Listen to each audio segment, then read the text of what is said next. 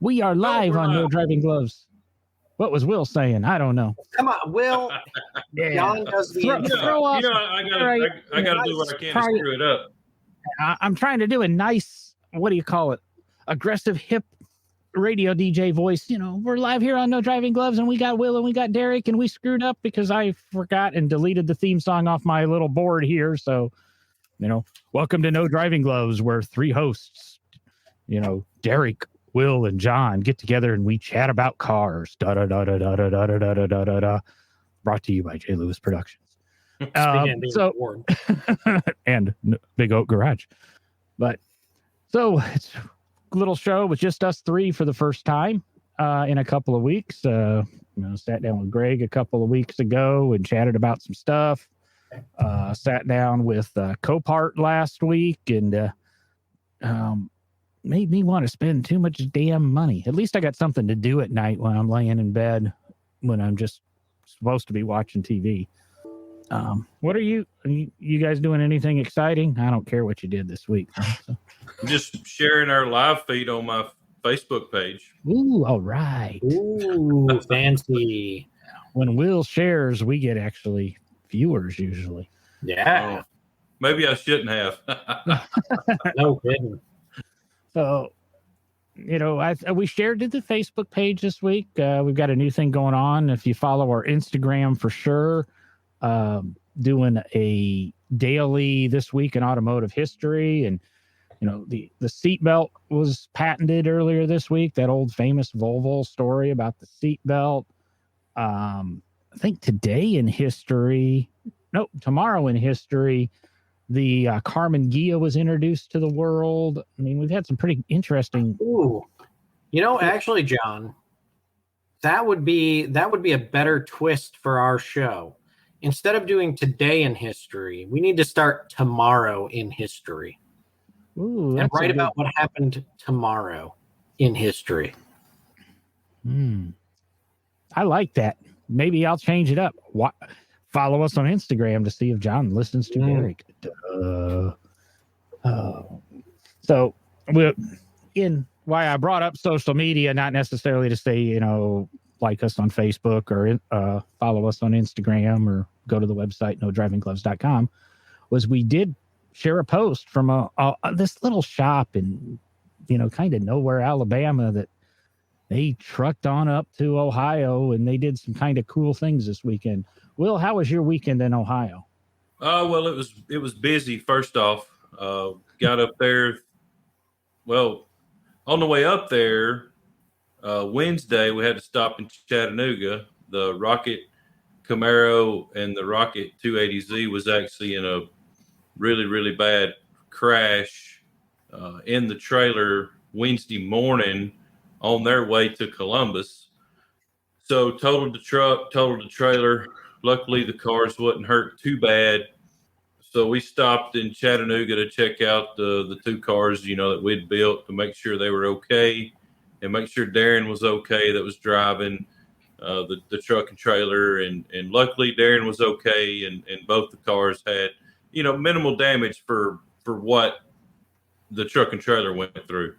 So that's how I started off the trip to Columbus. We got there Thursday morning, had a photo shoot with for ET Motor Gear. Got something cool to announce about that in the coming up future. Can't really say anything right now. Yeah, you can. Go ahead. Tell us. Rod might kill me. That's a might. You didn't say will kill you. It's a might. Let's take the risk. Yeah. So then met up with Robert McGaffin, who we've had on the podcast before, one of the owners of Wheel Hub, Chevy Hub, Mustang Hub, Truck Hub, and he shot the 57 that we brought up there for Chevy Hub magazine. So I mean, we started off pretty strong.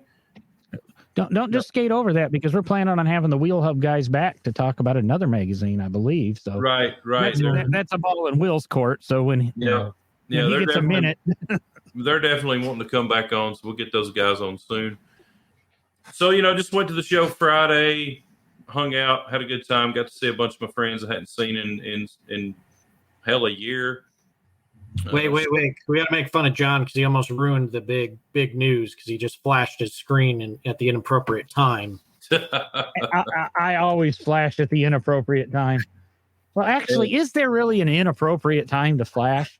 No, not at all.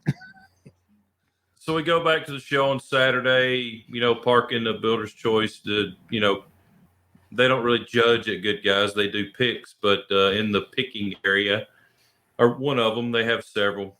Oh, episode 145, if you want to go back and learn about truck hub, wheel hub, etc. So. There you go.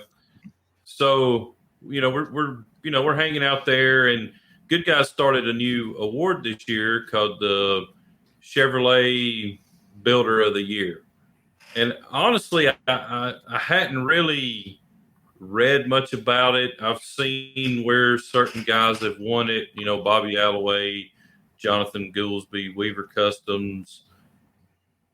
I can't remember all of them that's won it right now, but big name guys are winning this award. And Saturday afternoon, about 3:30, Harry from Goodguys walks up and congratulates me and lets me know that I'd won the Chevrolet GM Iron Builder of the Year finalist. So, I was very surprised at that. I mean, the 57 that we took up there, don't get me wrong, it is a nice car. But I personally didn't feel that it was one of the nicest GM cars there. I mean, it really, it holds a candle, but it's not an over the top build. It was built, for Mark Shaver up in upstate New York, and he didn't want an over the top car. He didn't want something that was so nice that he was scared to drive, and he had, a war pension in. So I mean, it's a well built 57 Chevy. It's straight as an arrow. It's got great gaps. It's got good interior.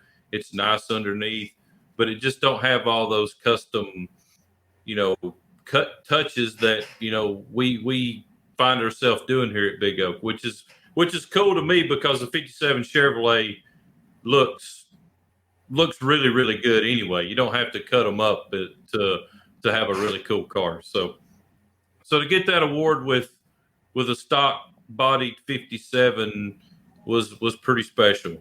So I guess the biggest thing about that car is the engine compartment. It does have a supercharged 572 with a Magnuson supercharger. It's all EFI, and man, this thing pounds the ground. It is very aggressive. So that's probably what separated that car from all the other cars there, with it being a General Motors Performance Crate 572 that we supercharged. So I have a feeling that's probably one of the big things that got the car the attention that it got last weekend in Columbus. So when you win that award, when you win a finalist with Goodguys, you get a small feature in the Gazette. So after they gave us the award, hooked up with John Jackson, who was there shooting a lot of the cars for Goodguys that weekend, and had another photo shoot. So three photo shoots in one weekend. I think that's the first time that I've ever had to do that. It was. But you only had what? One car there or two cars there? One. Three photo shoots with one car, I'm assuming, because you weren't posing for any magazines. No, they don't want my ugly mug in there. They want the car. So that's what transpired this past weekend at Goodguys. I was very, very pleased, very overwhelmed with what we won with that car, and looking forward to October when they announce the winner, because I'm in the running for Builder of the Year now. So we'll see what happens. Oh, yeah. I figured you were kind of busy. I think I heard Derek, but I'm going to overstep Derek here. Because I said very nice, but you're talking over me. Yeah. Well, you're the one who forgot your microphone. So it's that DJ thing. I turned my mic up louder than everybody else. I was doing my little side hustle computer gig on Saturday, and I actually called you because I had somebody come in with a question.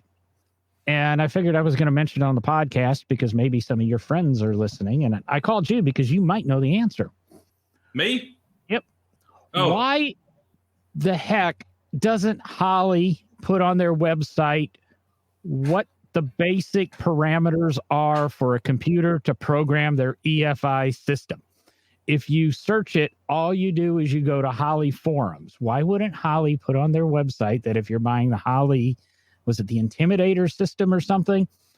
It would say you need a Windows 10 computer or a Windows 7 computer, or because this guy was trying to decide whether or not he could buy the cheap Windows 10S machine or the Windows 10. And I figured I'd call my buddy Will, and Will didn't pick up. And we actually got a hold of Holly at like 11 o'clock on a Saturday morning and got our answer. But why the heck isn't it on the website? Next time you're talking to your buddies at Holly, nice, simple thing that would come in handy, because if I wasn't a car geek selling computers and I was just a computer geek, no offense, computer geeks, we would have really been in trouble. Well, I only heard like every other word. I heard every word. I'm a little offended because, I mean, Holly teaches their classes at the Corvette Museum like every couple of weeks. They're actually there right now. But who does John call? A Will, because Will builds the cars. He doesn't call Derek, who all he's got to do is walk around the corner and talk to one of the main guys from Holly about everything. Derek, or drive down the street to their world headquarters. Well, maybe because if I ever been to the class and you just watch them walk in the building. If I'm going to call Derek about something, it's going to be about gravity feed carburetors, or what was that one you were working on lately that had a wick or something? Yeah, So, but hot tube ignition, something like that. Derek, take that on for yourself. Wander down the hall tomorrow and say, "Hey, John on the podcast, since he's all knowing, willing, he'll do anything in the world, and he's always right. He says you guys need to do this for your website because it would make it easier for him to sell a computer." Which I did sell a computer for the company. I'll have you your answer tomorrow. So that was my thing. Did you have anything exciting happen for you, Derek, in the last couple of weeks or days? Or for the first time in my life and in my career, I can feel like Will, because I can sit here and say, I had to do some photos this weekend. I had to do a little photo shoot this weekend for something I can't talk about. And oddly, October is going to be a big month because the announcement comes out in October. So, but I'm like Will, I can't really talk about it. They'd kill me. But first time in my life I can say that. So, when you were on last week and we were talking to the gentleman from Copart, and that was if anybody hasn't caught our Copart show, go back, take a listen to it. We learned a heck of a lot about Copart, and like I said, I've spent a bunch of time on there pretending to shop. It's like I used to do on eBay. But you had your car in the background, nice green screen because you were on the office computer, or you were on a better computer. I don't know exactly where you were at. And you, we never heard. How did you do at your most recent outing with your vehicle? Did it strike up the interest and curiosity that the Derek Moore would expect? Well, I mean, it got a lot of attention. I was judging, so I wasn't able to at the concourse, so I wasn't able to be around it the whole time. But one of our listeners that I think is pretty sure is listening tonight is the gentleman I purchased the vehicle from, but I never have my cars judged at an event if I am a judge. I don't feel that it's right to do that. So, didn't have the car judged. So in that case, wouldn't win any kind of awards, anything like that. But definitely got attention, saw a lot of people looking at it. I did get a chance to talk to a few people about it and kind of the unique nature of the car and its history, which, of course, as everybody that listens to the podcast knows, we're still trying to figure out who the heck built the car up in Canada. And if there's any leads out there, I would love to have them. and try to figure that out. But definitely got attention, definitely got some looks when we were hauled up to the show. A lot of questions everywhere we stopped for gas or food, and had people even at stoplights rolling down windows, honking their horns, asking what in the heck it was, and all that. So definitely got a lot of attention and a lot of curiosity around what the heck that thing is. So, well, tell us what you took. You still hadn't told us. John did just tell us. If you watched the show, it was the green screen last week. Yes, but we are an audio podcast. If you watch the video, that's a bonus. But for our, we have a lot of audio listeners, and we don't have a lot of video listeners. I can go back. I can go ahead and tell you, I'm not going to go back and watch the live from last week. Yeah, we know you won't, Will. Yeah, I have the what do I want to say? The insights. Nobody in Bowling Green and nobody in Hoax Bluff listens to the podcast. So, oh yeah, we're gonna need to talk about that because thanks, Mom and Dad, appreciate it. Yeah, but I talked over Derek again as he was saying the Lloyd. So yes, I took the Lloyd to the Cincinnati Concours at Holt Park. That is what we're talking about. They had a microcar class this year. Took it up there, had a good time. Yes. Are you happy now, Will? Sure. I knew it was the Lloyd, but I didn't know, the people that are listening live right now would probably like to know what you were talking about. I named the episode a little self-centered because I was going to say, why is tonight's show called John Eats Crow? Because we didn't really have a pre-show here.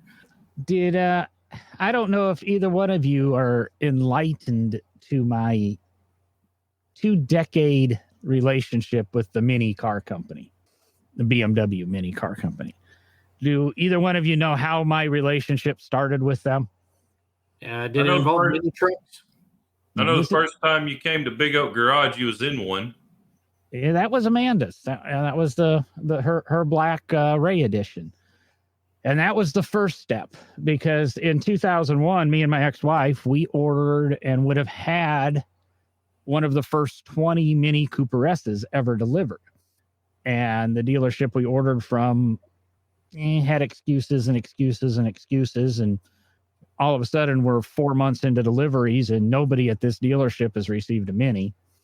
And turns out, well, they're just sitting on our money and they have no intention of ever even opening a Mini dealership for reasons that have now been eliminated by Mini, because at the time you had to build a separate showroom and this BMW dealership felt that they'll waive that. Well, it took them 18 years to waive that. So they sat on our money and it was pretty much a huge deposit on the car, but we got it back and Virginia required you to pay interest on it. So it's not like the money went to waste. So I despised Mini until Fiat upset me. And we went and drove by a Mini dealership. And I posted it on Facebook. And the Stephanie from the Fiat dealership lambasted me for that. And ever since then, she's blocked me from Facebook. But Amanda and I went and bought a Mini. And hers was okay. Hers was black with a black lower interior and a black upper interior. And it always felt claustrophobic to me. And it was just a standard Cooper's and a little anemic. And well, I decided to re-enter the car world today. And the car pictured behind me, I went ahead and bought. So it only took 20 years for me to forgive Mini for screwing me out of one of the first ones. And I stumbled across this 2020 is a used car, 600 miles on it, and a crazy, stupid price. So I at least now have a car I won't feel stupid going into car shows with. And the crazy thing is it's not costing me anything more than my Ford did. And my Ford was worth stupid, crazy money on trade because I got almost as much as I paid for it 18 months ago. So nice. I'm a little bit back into the car world. I told everybody I'm going to start crawling back into it. And honestly, the biggest thing that put me into a Mini, it wasn't the price or anything. It's the people. And again, that's why we're here. And that's kind of the point is, I'm eating crow saying, hey, I went out and bought a Mini. But it was the people. because every time I gave all the tours while I was at Barber's to the mini club. I think I gave 6 tours, one a year to the mini club. And they're great people, and they always welcome me. And whether or not I had a mini with me or whether, anything, I went on drives with them. They're one of the most active clubs in the area. And they even put it on their website. It's part of Mini's marketing. You go through their brochure, their 2022 brochure, about 10 pages in, it says, and every car comes with friends and they list the gatherings and stuff the Mini people do. And it just everything seemed right and felt right. So for those people that have known me 2 decades and have heard me bitch and whine and cry about minis, and I think a lot of you know that I'm bitching and crying, and I don't think I'll ever forgive Fiat. But like I said, I've got me a new toy, and I don't have to whine about my practical Ford anymore. So that was my big stepping stone. So you're saying a Mini is impractical? Well, it's not as practical as you just said. Yeah. It's not as practical as you could be for that amount of money, because that amount of money will buy you a really nice Ford Fusion, Ford Escape, buy you a decent Dodge Charger. I mean, if you wanted a big group of friends and really come for the car, stay for the people, you could have just went out and got a Corvette. I mean, that's. But then I have to buy new shoes, and I don't buy shoes that often, and I don't own any New Balance shoes today at this time. You'd have to buy some shorts too. I don't wear shorts. If I swam, I probably would swim in long pants. I don't think other than gym class in high school, I don't think I've put on shorts since 4th grade. And I skipped gym class quite often in high school. Only had to attend 1 day a week.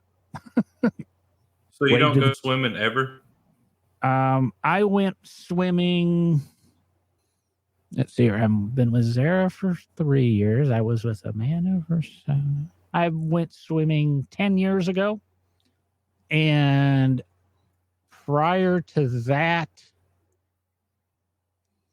I might have went swimming. No, I would doubt I did. I'm thinking I might have went swimming when my ex-wife and I, before we were married, went to Las Vegas. But yeah, so no, I probably haven't been in a pool other than one time since high school swimming. So no, I don't do water sports in all definitions of the word. So, speaking of pools and relating it to cars, a friendly reminder from No Driving Gloves: don't try to race your vehicles on the street. Hopefully everyone saw the news of the C8 that wound up in the pool with somehow 3 passengers in it. 2 of those were killed in the incident. But, just another one of those friendly reminders that, obey the laws on the street. Don't go speeding at 150 mile an hour around a 15 mile an hour turn. Sorry, I had to bring it back to the car world, John. Well, I understand, and it brought pools into it, but it brought a kind of a downer. And I'm going to throw something out there since you're on the downer thing. Not on a downer. I'm just trying to remind people to drive safe. Well, we had I had to take a comment down on Facebook this week. I'm not going to mention what it is or anything, but we felt it was very politically related, and we don't get political on No Driving Gloves.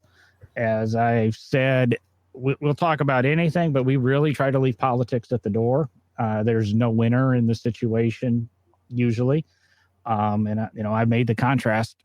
If Joe Biden called me today and said, "Hey, I want to come on and talk about my Corvette," guess who you're going to hear? You're going to hear but Joe Biden. And on the same thing, and I'm going to say the horrible words to some people, if Donald Trump called me today and said, "Hey, I want to talk about my Lamborghinis," guess who you're going to hear? Because I don't care about the politics. I care about the cars. And I just wanted to apologize to those that participated in that comment. That's why it came down. We want to keep it fun. If you want to talk politics, talk politics. There's a lot of other Facebook pages for it, but we'll just drop that one there. It's, I wanted to explain it, but I didn't want to explain it on Facebook and let people have really a lot of opportunity to comment. Now they'll comment on the show. But so we did that. And I wrote down, what was the other? Oh, Restomods. And we're back. Yes. Because I was quiet during our interview with Greg, and Will had brought up his conversation about Restomods, and Derek jumped in, and I just backed off into the corner. And because I don't have a problem with the term, I know you two do.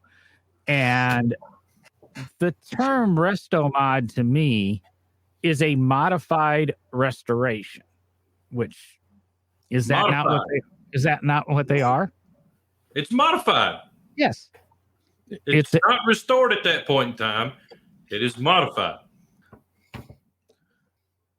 When you're doing the restoration, I guess I look at it as you could go ahead and take I'm trying to think of something. Well, Derek put up the new No Driving Gloves promo vehicle, which is like a 58 Cadillac DeVille Cadillac limousine. I didn't put it up. I just sent it to you guys. Yeah. Well, I didn't put Derek's in negotiation. Derek's in negotiation for this thing. So it would be like if we totally restored that car and then we said, we don't want this 50s era engine in. We want to put, well, I'm going to say we want to put a Chevrolet V8 in it, but that's a 50s era engine. But, and then we go and put a 50s era engine. Just during the restoration, we're choosing not to put it back original.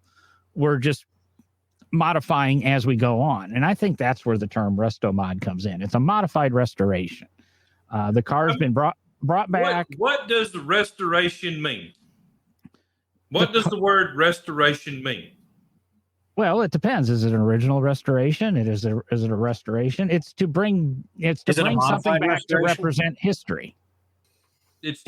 A restoration is to put something back the way it came.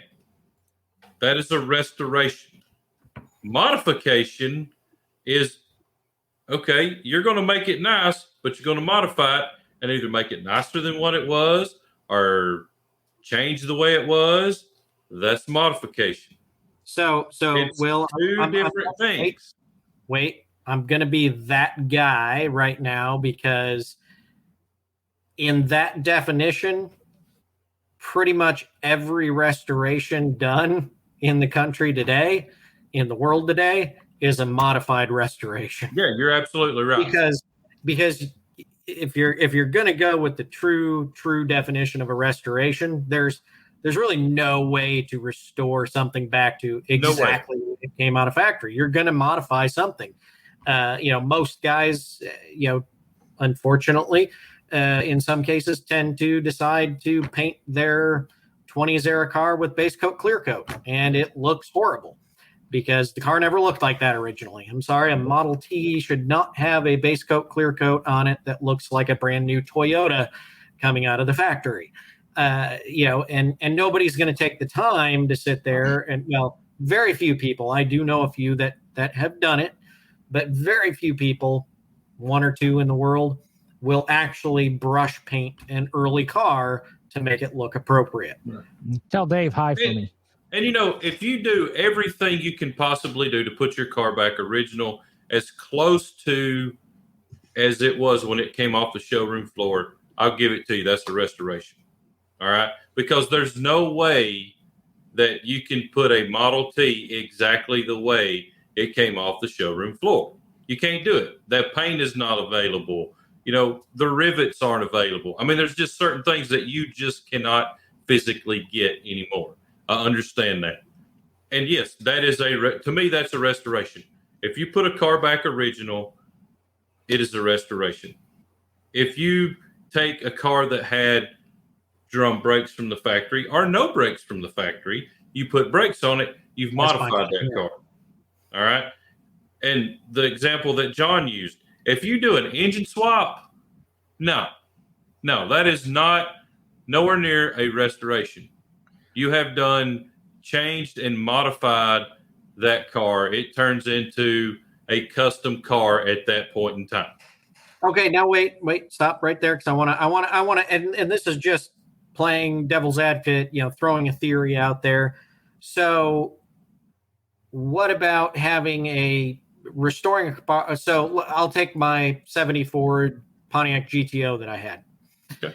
And, put it back completely original. I mean, my dad and I went through everything we could to make sure that car was completely original. Sorry, I'm reading the comment. Better to talk politics than Restomods from Mr. Brooks out there. Very, very true, Mr.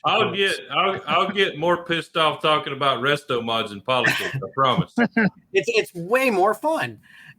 But what if? So what? And it had the original. The engine was original. The codes all match. I mean, it was the engine that came in the car. Transmission was the transmission in the car. All that. But there are people that like to, take that, and you've got the original engine. Okay, so it is the original Pontiac 350 V8. Punch it out 30 over and add a hot cam.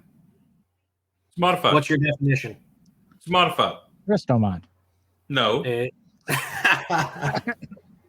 But is it modified completely, or is it a Restomod because it is the original block? Original numbers matching, everything would match if somebody checked it out, but the internals have been changed slightly to give it more power. Here's why I say that. You hot rodded that engine. You put a cam in it, you added compression, you added cubic inches, you hot rodded that engine. You gave it more power than what the executives at Pontiac or the government allowed them to put in that car. You changed it. It's modified. At that point in time, it's not a restoration. Now, what you could do is buy another engine, build it the way you want it, make it a hot rod, slide it in there, restore your other engine, and guess what? If you want it to be a restored car, pull your hot rod engine out, slap your original engine in. I mean, that's how hot rodding started, was pulling your engine out and giving it more power and putting it back in. That's where the term hot rod come from. It's not a Restomod. No such thing. Well, you've asked in both shows, and you've never let me answer the question. What is the definition of restoration? The action of returning something to a former owner, place, or condition. So we're talking condition. Right. And I totally agree. And what I'm saying is, if I take a 65 Mustang GT and I totally restore it and I make it perfect, and we'll say I even went back in time and I got, everything. So it's the original paint. It's literally exactly how it came off of the production line. And then I decided, no, I wanted a faster motor. And so I go ahead and put a Coyote V8 in it, which I'm going to modify the car to do. But I've restored it and now I've modified it. Hence, it's a Restomod because it's explaining the actions that have happened in that car's life. It has been restored. The only difference what people are doing that are building these Restomods is they're not wasting the money to put that original 289 4-barrel in there. They are skipping that step and just putting the Coyote in to begin with. So you're going to put a Coyote motor with 500 horsepower in a stock Mustang with drum brakes, little bitty tires, and everything else. That's what you're going to do. Living on the edge. I'm asking a question here. Well, I'm basically saying is it's kind of like your analogy earlier. If I built that car and then I hot rodded out a 289 and swapped it in and out of the car, now I've got to. You weren't going as far as, well, I got to upgrade the transmission, I got to upgrade the drive shaft, I got to upgrade the differential, I got to upgrade the brakes. That's what happens. But that's what happens. But I'm saying instead of wasting all the time and money of putting it all the way back to that stock 65 car and then modifying it, I'm choosing, as I'm, quote, restoring it, to modify my actions during the restoration. At that point in time, it is modified. It's a street machine. It's a hot rod. It's whatever you want to call it. It's not a restoration. But you just said it's whatever you want to call it. Not put it back to the way it former was. But here, and that is the problem. And I think I said it the last time we had this conversation about terminology that's being used in the automotive, the collector car hobby industry, whatever you want to call it, is that people are just calling things whatever they want. This may be a way to put it to rest, because I think everybody's I'm kind of on Will's side here. I don't like these labels and these terms because I don't think they're fitting. But here's the question: if you have an all original car, an unrestored car, and if anybody does this, I will never talk to you again, Will. If you have a completely original, untouched car, let's say, somebody rolls into Will's shop, they've got let's take a Bel Air, 1956 Chevy Bel Air, completely original, untouched. This thing has 5,000 miles on it. They pulled it out of a little old lady's garage. Everything's perfect. They walk into Will's shop and they say, well, it's just got the little V8 in it. I want to LS swap it. Does it go out into the world being a Origimod? A Origimod. Call it an Origimod? I love it. It goes out into the world as a modified original, but I like the term Origimod. Maybe I'm going to change the name of the episode, Origimod. Origimod.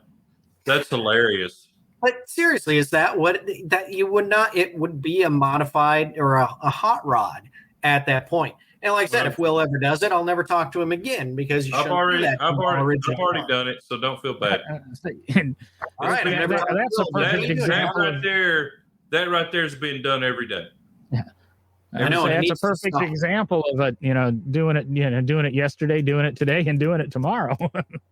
It needs to stop on original cars. I don't care if you do it to a field find rust bucket, but if it's a nice original car, then try to leave it alone, please. That's fine. Apparently, you didn't see pictures of the Dart before we started on it. It was a really nice original car. Hey, Will, have you heard about that exhibit that I've got at the museum now called Corvette Powered? Yep. Yeah. I have. Yeah, there's a really cool Riddler Award winner in there. Yeah, it was probably a really nice original Impala when it came to Chip Fuchs' shop, too. I understand that was taken right off of an old gentleman's GM showroom with the window stickers still stuck to it before Chip took it. No. So anyway, you're not going to call it an Origimod, okay? Well, I had another thing that would create arguments and discussions, but I think we'll wait for another episode. We'll wait for another episode on the manual transmission, automatic transmission discussion. We've still got 20 minutes. Come on. We still got 20 minutes. Let me pop over we still got here. 20 minutes on Restomod.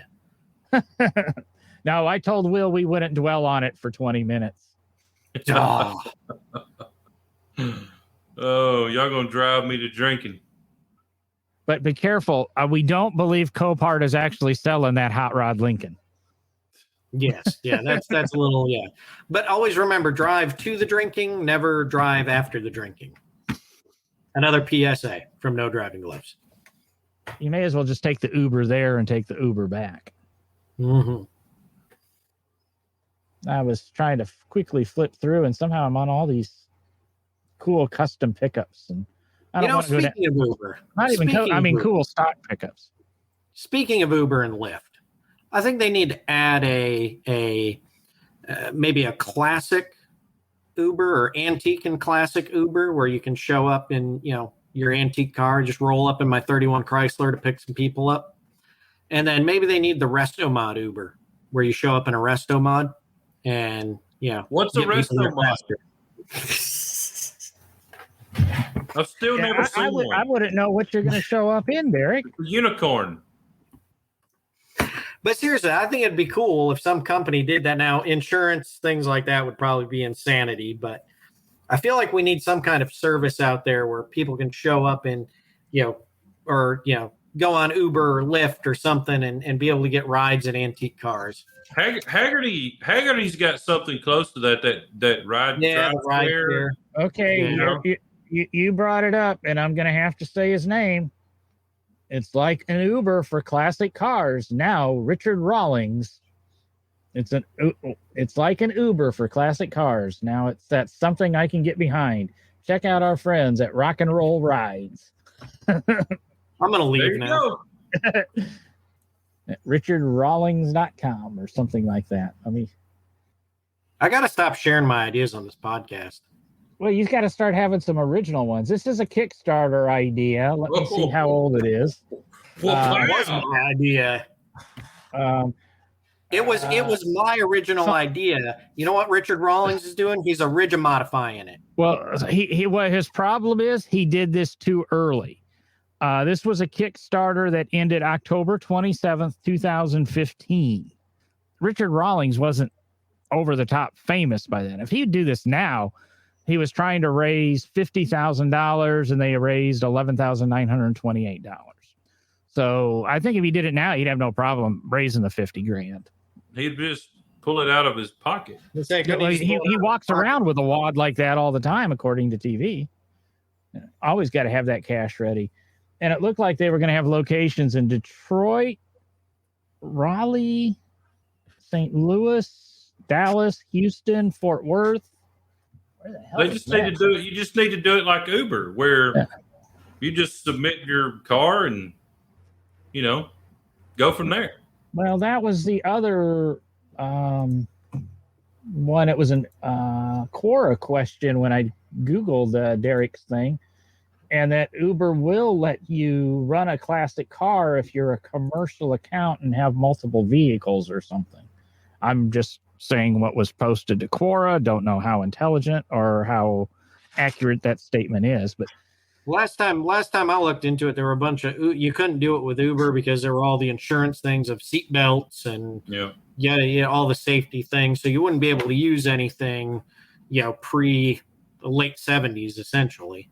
Yeah, you had to have, it's got to be a certain year model. But would you really like to roll up in your 1919 Chevrolet to,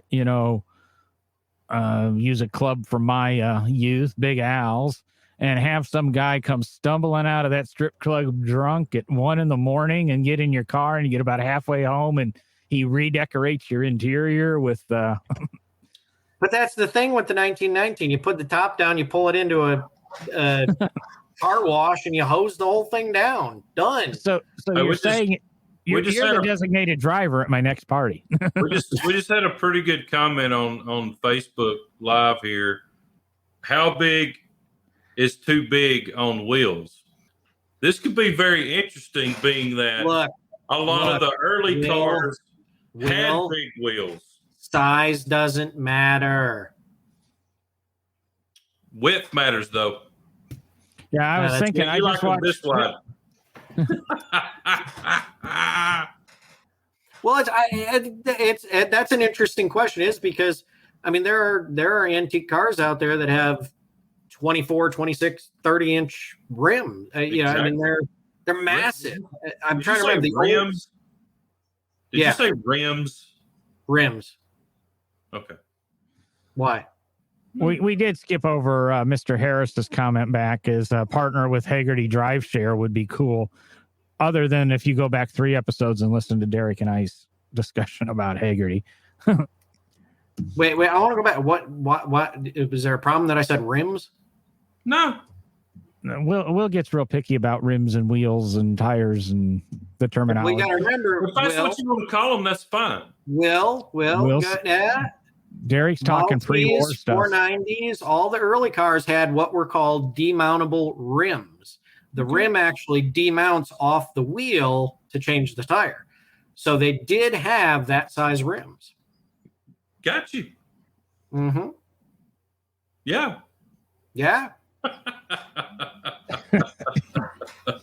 I know why you call them rims. Yeah. Because that was the term for then. So You had a wheel. It would You be had a cooler rim. to You have had a rocket tire. racing rims rather than rocket racing wheels, though. No. It would be triple R instead of double RW. No. No. So anyway, back to our conversation. Yes, I mean, antique cars, I mean, there have been massive wheels out there since very early on. So I don't think any wheel's too big as long as it's appropriate for the car. Now, I mean, if you get into hot rodding and resto-modding and stuff like that, who cares? I'm on a hot rod, on a vintage hot rod.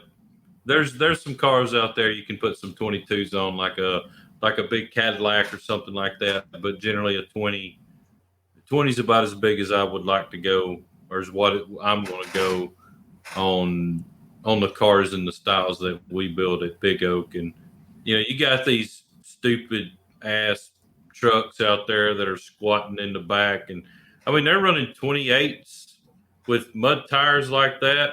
I mean, it makes no sense to me at all. If you like it, hey, that's great. I don't fault you for that, but definitely not my style, and I don't really like looking at them, to be honest with you. I mean, it does go back to your style, what you like. I mean, that Edge Sport had factory 22s on it. It's one reason I like the truck, and probably why I bought it, because the wheels were cool on it. But when you get in, I mean, it really depends. If it's a daily, you don't need anything bigger than really a 22. You got to have some sidewall, and otherwise you're breaking wheels all the time. But 30s and 34s on your Camaro. Yeah, no, I'm out. That I would say, in answer to the question that was proposed, is if you don't have to modify your wheel well just for an aesthetic purpose, maybe, when you've got to start going into your Camaro or whatever and modifying that fender so that your tire fits in it, that might be the rule. But again, if you like it and you got the money, I mean, how big is too big? As long as a tire fits the wheel and there's a wheel to fit the tire. And that's where I say it gets into the cigar game too, is if somebody's willing to make part A to fit part B and part B to fit part A, you're good. But at some point, somebody's going to say, wait a second, we don't need 43-inch tires. We're only going to sell 8 of them. So that's what's going to dictate it, is if people would just quit buying them. But until then, I don't think there's a maximum. It's kind of like, is there really a minimum? I mean, we get down to 12-inch wheels on some things. Lots of luck ever finding a tire for them. But. There are some trucks being built, some late model trucks that are, bagged and body dropped with, 24s, 28s. And some of those do look pretty cool. Well, if you're going to, so you get into that, you body drop, so the body hits the floor. Right. If you can put a wheel and tire package on there that you don't have to put a wheel well in your hood, you don't have to raise the hood. Right. I think you're okay. But we're going to get to the point that people are going to start having that tire start peeking out over that hood lip or that bed lip. Oh, that's already that's already being done, and I don't really like it. But there's a shop in Oklahoma, I think, called Fat Fabs, and that's kind of their big thing right now. Is I think they done one that had 30s on the back, like a regular cab new Chevrolet truck. I don't know if I had 30s on the front, but I think I had 30s on the back. And it looked pretty badass. I would personally never do anything like that, but I enjoy looking at it. I saw, and it was the weirdest thing. Of course, I'm a fan of open wheel racers, especially like brass era, early stuff. I kind of dig the look of a fenderless hot rod, stuff like that. But I saw, and I understand it for the purpose of rock crawling and off-roading and things like that. But I saw a Jeep on the way to work the other day that they'd put such big tires on it, they had to take the fenders off the Jeep. And It just doesn't look right on the road as a road going vehicle. It just doesn't look right for that. I get it if you're going to be trailing, doing off-road stuff, and you're not going to be running it on road. But it just, I was driving down the road and it was ahead of me, and I was catching up to it, and I was just like, what is that? And when I got up to it, it was just, I don't know. It doesn't look right. I agree with that. If you're gonna purpose build it, take the fenders off so you don't rip them off. Yeah, I'm cool with that. But if you're just taking them off because your tires are going to rub going down the interstate because they're too big, that's not really me. No. And I build useless stuff every day. The question. Yeah, that's true. I mean, I can't really say much about it. I mean, we build cars that go to car shows and sit there and drive some. So I mean, I know what it's about, but I drive a useless Tahoe. You can't really haul nothing in it but two people, but it looks cool. So if that person thinks it looks cool and they like it, hey, more power to you. Well, this first-time viewer is really popping us up some questions here. And, is there a fine line on offset to width? RJ, shut up. What? Oh, great. It's one of Will's friends, isn't it? What's considered too much lift in the classic genre? Hey, Bigfoot had a massive lift, and he's a 74 pickup. So, he was running. What size of wheels was on the original 1974 Bigfoot? Ooh. You're the man with the computer in front of you, John. Well, that's just I should rephrase that. The computer that can actually handle doing research at the same time as podcasting, because I know my internet speed can't handle that. I just laid out big bucks for another router. House isn't big enough for a mesh system, and it seems to be working so far. But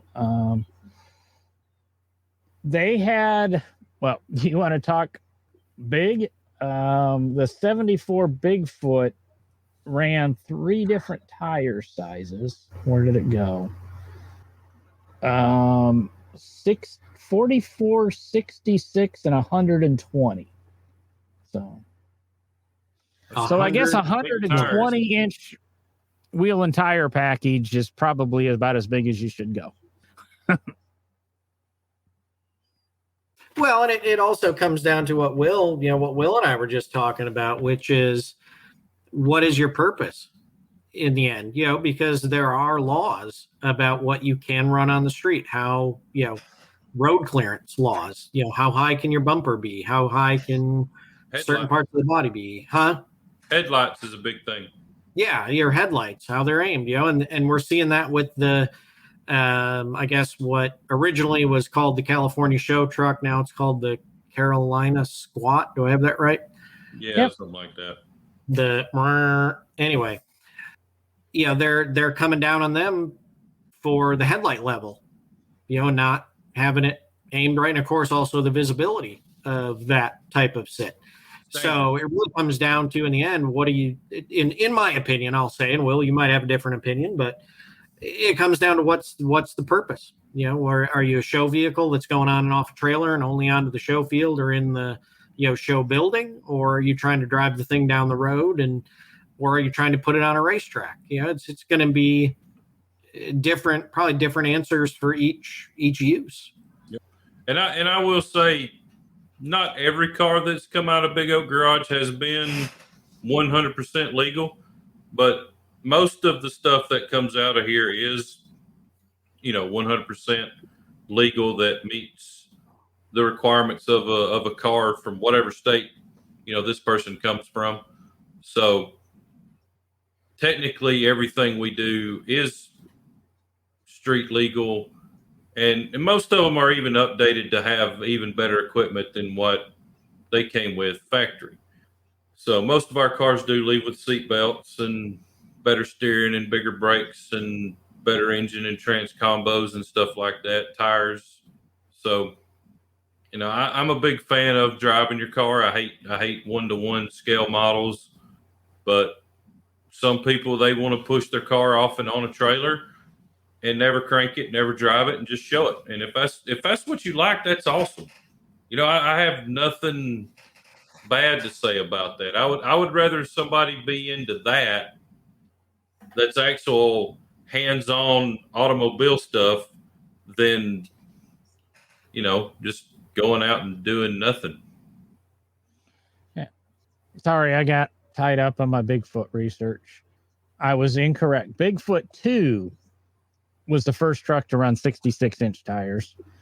And then Bigfoot, I think we get to Bigfoot 5, built in 1986, was designed for use with 10-foot tall Firestone Tundra tires. And then Bigfoot 7 was built specifically for the movie Roadhouse, where it destroyed a new car showroom and crushed 4 new cars in a scene that cost $500,000, shot in one take, and also used in Tango and Cash. And then in 95, it was modified to fit the 10-foot tall tires and was sold to somebody who went broke. And now it's on display in Kissimmee, Florida. So, sorry, I just curious about where the tires went and the trucks went. So, still not the most epic movie scene of destruction of a car dealership. Sorry. The original Gone in 60 Seconds is probably one of the best. Well, there was a lot of destruction in that, but we got to be careful talking about that. It might be copyrighted, trademarked. I'm just saying the name of the movie, the original version. Watch it. May or may not have a yellow Mustang in it with a name. Yes. There was also another fantastic movie with a lot of chase scenes and damages being done, and they were brothers that like to sing the blues. That's a good topic for a future show. I'm going to write that one down, Caleb, on where will hot rodding go with the age demographic changing each year. I don't even want to touch on that. I don't want to touch on that one now. I think we could go 15 minutes on that, and we are approaching, I believe, that 60-minute mark. It does. It says 59:17 in the corner. And what type headlight should I use on my horrid Pinto? I don't think you should use headlights on that. I think you just duct tape a couple flashlights to the hood, don't you? Are those 6-volt plastic flashlights you pick up at Home Depot for 2 for $2.98? Actually, if you get the Fisher Price ones, you can change the color of the lenses to like red or green every time you stop. You can get out and change the color. Or you go retro and you drive in reverse and let the flames light the way. I would just go get one of those huge light bars that these big monster trucks have on them, these tooted out Carolina lean trucks, and just put it on the roof. Big 1,000-watt LED light bars. Yeah, that's what I would do if I had a horrid Pinto. I got a friend who just got a and then I would put it out in the field and shoot guns at it. Yeah. How many candle power do we need? Candle. Well, Derek, don't yours actually literally have one candle power? I don't have any cars with candle power lights yet. I'll get there. Give me time. I'll get there. Well, Caleb said, and I was just saying that I have a friend who just bought a Baja Bug that uses one of those LED light bars too. But that could be kind of cool to pop the headlights out and just replace the grill and the headlights with one of those big, long light bars. But I'm not the automotive stylist here. I'm just the podcast host. And I was going to kind of say, we're going to wrap it up for tonight. I've had fun tonight. I don't know if we've accomplished anything or made a hill of beans to the world. Nope. Guess I might start showing up at some car shows locally, so watch out for me. I really would put Eat Crow on my license plates, but I love my podcast license plate or tag, depending where you live. So I probably will stay with podcast. But Eat Crow would be very appropriate because I have not said a lot of nice things about Minnie for many, many, many years. But that's good. I want to congratulate Will again on his win. He talks about, winning and winning and winning, but I knew this guy 20 years ago 22 years ago, and he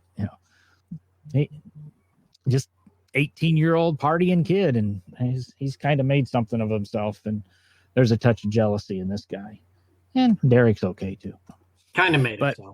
You haven't made it.